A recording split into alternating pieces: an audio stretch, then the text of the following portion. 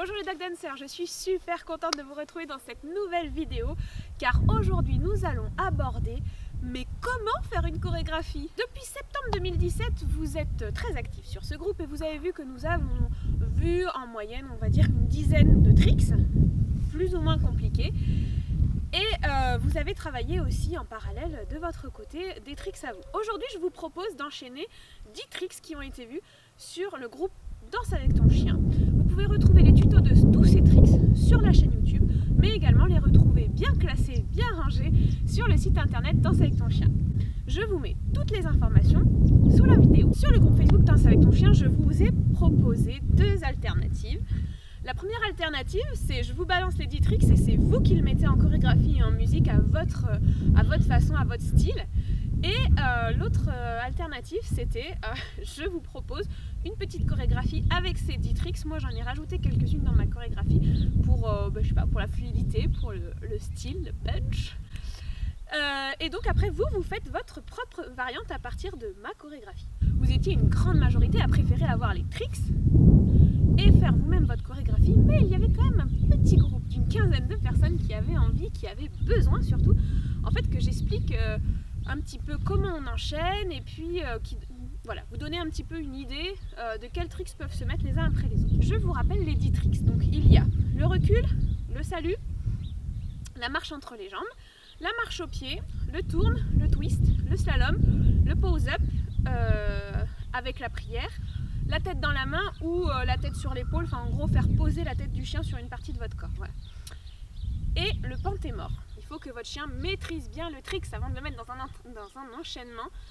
Ça ne servira strictement à rien de mettre des tricks que le chien ne maîtrise pas dans un enchaînement parce que ça va mettre de la confusion entre vous et le chien et du coup ça va démotiver complètement le chien. Donc une fois que le chien maîtrise bien les tricks, que vous allez travailler un par un, vous allez les travailler 2 par 2, puis 3 par 3 et puis après vous allez en fait les faire se succéder et au fur et à mesure vous allez donc récompenser pendant la chorégraphie puis supprimer la récompense à terme, mais ça c'est peut-être dans 10 mois, 1 an, 2 ans.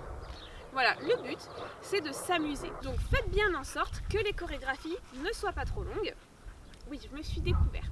Faites bien en sorte que les séances ne soient pas trop longues. En effet, le chien commence à se déconcentrer au bout de 3 à 5 minutes. Le plus important, c'est de faire les courtes séances et d'espacer ces séances au maximum d'un quart d'heure, 20 minutes, voire plus si vous pouvez, de les répéter plusieurs fois par jour si vous en avez la possibilité, et sinon de le faire plusieurs fois dans la semaine. Quand vous terminez une séance d'obé rythmé, c'est super important pour votre relation avec le chien de faire du jeu, des câlins, une bonne promenade, parce que la promenade vraiment, ça vide la tête, le chien il va aller sentir des odeurs, il va aller courir, enfin bref, la promenade après la séance, en tout cas moi je vous la recommande vraiment. Tout d'abord, il faudra que vous ayez votre chien avec vous. Et il va falloir qu'il soit disponible mentalement. En effet, il y a des jours où les chiens n'ont pas envie de travailler et ça, il faut le respecter. Gypsy, as-tu envie de travailler? Ok. Moi, ce que je vous propose pour commencer l'enchaînement, c'est un petit enchaînement de 3 tricks que j'aime beaucoup. Gypsy. Donc, vous mettez votre chien face à vous.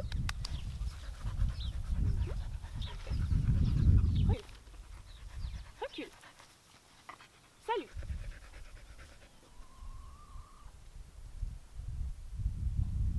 Cercle. Et ring. Super ça bébé. Ça agit bien. Donc ça c'est un enchaînement de 4 tricks qui sont assez faciles, qui s'enchaînent plutôt bien et qui font bouger uniquement le chien. Donc vous restez à votre place. Oui, oui, oui. Ce que vous pouvez faire, qui peut être intéressant, c'est de travailler le maintien de position du salut et éventuellement vous de bouger pendant que le chien s'appuie. Le recul, le salut. Ensuite, je me redresse, je fais un cercle avec ma jambe, cercle, le chien saute à travers le cercle, et une fois qu'il est derrière, je le rappelle et avec de l'élan, je lui propose le ring, comme ceci, qui redonne de l'élan en avant. À la suite de ce ring, je vous propose d'enchaîner le slalom. Slalom.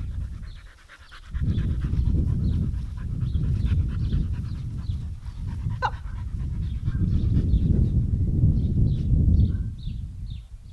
Ok. Ça c'est beau. Pendant que votre chien est mort,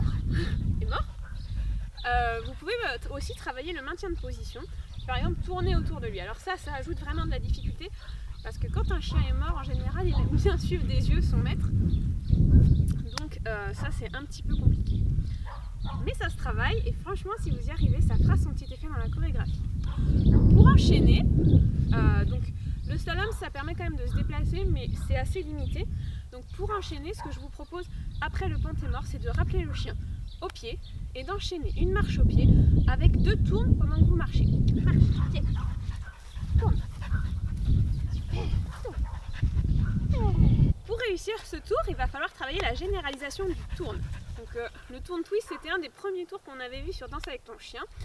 Et il n'y a pas très longtemps, j'avais fait une vidéo sur la généralisation et la vitesse d'exécution qui vous explique en fait comment réaliser un tour plus rapidement et aussi dans différents contextes. Donc là, le tourne pendant qu'on marche, franchement c'est stylé. Et là, je trouve que dans la choré, c'est plutôt sympa. Donc en suivant, je vous propose donc de lui demander 2 twists, puis vous vous tournez, un fit, donc une marche entre les jambes. Et à la sortie de ce fit, je vous laisse regarder. Nous avons fait la marche au pied avec les 2 tournes. À la fin des 2 tournes, votre chien est à ce niveau-là. Donc vous le rappelez. Gypsy. Okay.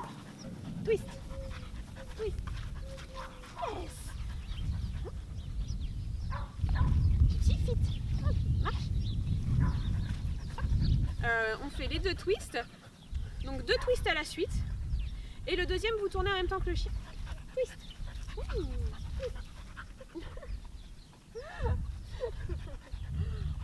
C'est moi qui suis pas claire. Surtout, ne vous énervez jamais. Quand le chien ne réalise pas l'exercice comme il faut, alors vous reprenez plus doucement, plus décomposé. Gypsy, twist. Twist. Ça, c'est tout. Ok, vite. Yes. Marche. Ok, ça. Main. Yes. Assis. Pause. Prière. Et c'est fini. Prière. Et c'est fini. Prière. Prière. Là, il y a du maintien de position à travailler. Donc, pour reprendre avec vous cette chorégraphie, vous avez le chien face à vous, recule, salut, le chien vient, cercle, ring, slalom, donc 4 fois. À la fin du slalom, pentémort. Pendant que le chien est en pentémort, vous pouvez tourner autour du chien. Très sympa ça. Une fois que le chien ressuscite, j'aime beaucoup, marche au pied, 2 tournes pendant la marche au pied, puis vous rappelez le chien à vous, 2 twists. Pendant le deuxième twist, vous pouvez tourner vous aussi, puis vous appelez le chien entre les jambes, fit, vous marchez, et à la sortie, donc vous demandez au chien de sortir d'entre vos jambes, vous demandez une tête dans la main, voilà, un pose-up, donc le chien est assis avec les 2 pattes avant sur l'avant-bras, une prière et vous saluez. Voilà, ça c'est la proposition de ma chorégraphie. Je vous laisse la personnaliser et me montrer.